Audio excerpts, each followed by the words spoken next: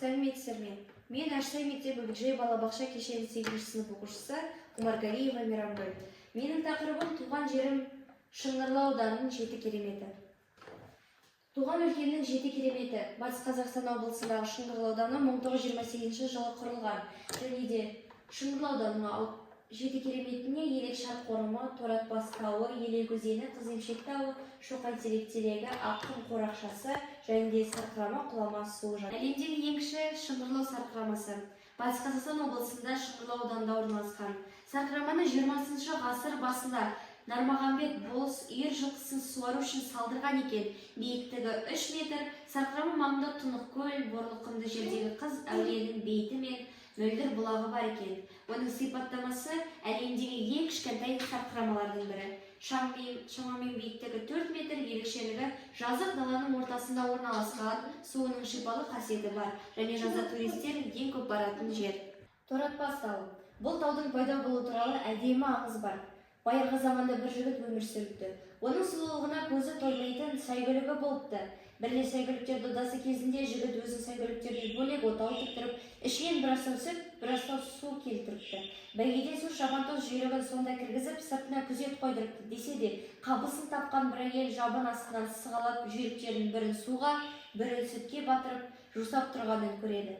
Таңырқап тұрған әйелдің оғаш дауысына шошынған тұлпар шыңғырып кісінеп, сол арада жан тапсырыпты. Бір рулы елдің маңайына біткен сәйгүлік мерт болған. Бүкіл аймаққа белгілі сәйгүлігі көмген орында әлемге әйгілі Торатбасы деген атау қалған екен. Елек өзені. Елек өзені Мұғалжар тауының батыс беткейінен басталып, Жайық өзеніне құятын ең ірі сол жақ саласы болып табылады. Ұзындығы 623 шақырымды құрайды. Оның недәуір бөлігі Шыңғырлау ауданы аумағы арқылы өтеді екен. Табиғи байлығы флора мен фауна. Өзен жағасында үйеңкі тал, терек және де көптеген өсімдіктер өседі. Жануарлар әлемі өзен алқабында киіктер, қабандар, түлкілер, сонымен қатар қояндар мекендейді. Тарихи маңызы Асан Қайғы аңызы болып есептеледі. Шыңғырлау мен Елек өзені туралы айтқанда Асан Қайғы бабамыздың сөзі міндетті түрде қосылады.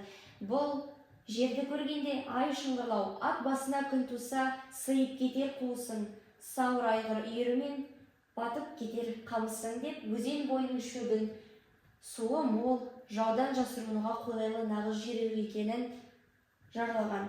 Шаруашылық және туристік маңызы ол егіншілік болып саналады. Елек өзені суы ауданның ауыл шаруашылығын дамытуға, мал сорғы және егін егуге пайдаланады. Шыңғырлау кереметінің бірі Шоқай терек. Жергілікті тұрғындар солманың ағаштарының атасы екен деп атап кеткен. Бұл ағаш алып қарағаш. Діннің жуандығы ағаштың діні өте үлкен екен. Және де оны 6-7 ересек адам қол ұстасып тұрып, әрең қоршай алады. Нақты жасы белгісіз болса да, жергілікті өлкетанушылар оның бірнеше 100 жылдан бері өсіп тұрғанын айтады. Шоқай терек ғасырлар куәгері. Бұл алып ағаш Шыңғырлаудың кең даласындағы тірі ескерткіш іспеттес. Оның жуан діні мен жайқалған бұтақтары өңірдің бай табиғаты мен ежелгі тарихына сыр шертеді. Қыземшек аңызы. Аңыз бойынша бұл өлкеде қатал хан болыпты. Оның жүзі жайдарлы қызы болған екен.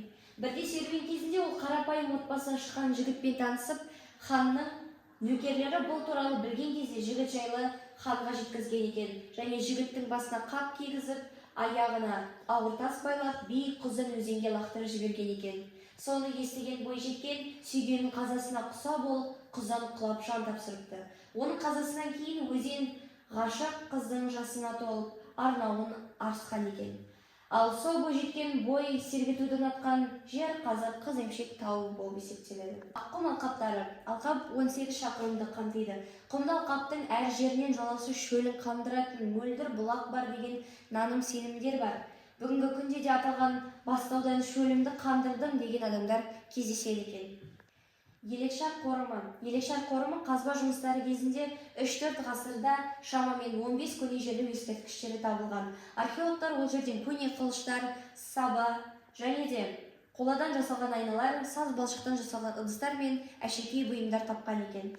Дәл осы жобамды қорытындылай келе Шыңғырлаудың 7 кереметін зерттей келе, мен туған жерімнің тек табиғатқа ғана емес, терең тарих пен рухани байлыққа бай екеніне тағы бір мәрте көзімді жеткізген болатынмын. Бұл жобаны дайындаудағы менің басты мақсатым тек нысандарды тізіп шығу емес, ата бабамыздан қалған аманат болып қалған осы ұлы мұраларды отбасымыздан бастап дәріптеу. Өйткені әрбір отбасы өз өлкесінің тарихын мақтап тұтса, сол арқылы өскелең ұрпақтың бойына шынайы отансүйгіштік сезімі ұялады. Туған өлкенің кереметтеріне саяхаттап жасау, отбасылық құндылықтарды нығайтып, бала санасына туған жер алтын бесік деген ұғымды сіңіреді. Туризм мен болашақ. Шыңғырлаудың осы 7 кереметін таныту арқылы біз ауданымыздың туристік әуетін арттырып, және де еліміздің гүлденуіне үлес қоса аламыз. Түйіндей келе, Асан Қайғы бабамыздың жер ұйық, осы біздің Шыңғырлау, біздің міндетіміз осы кереметтерді көздің қарашығындай сақтап, қасиетін жоғалтпай болашаққа жеткізу. Туған жердің әрбір тасы бізге тарих, әрбір бұлағы бізге өмір. Назарларыңызға рахмет.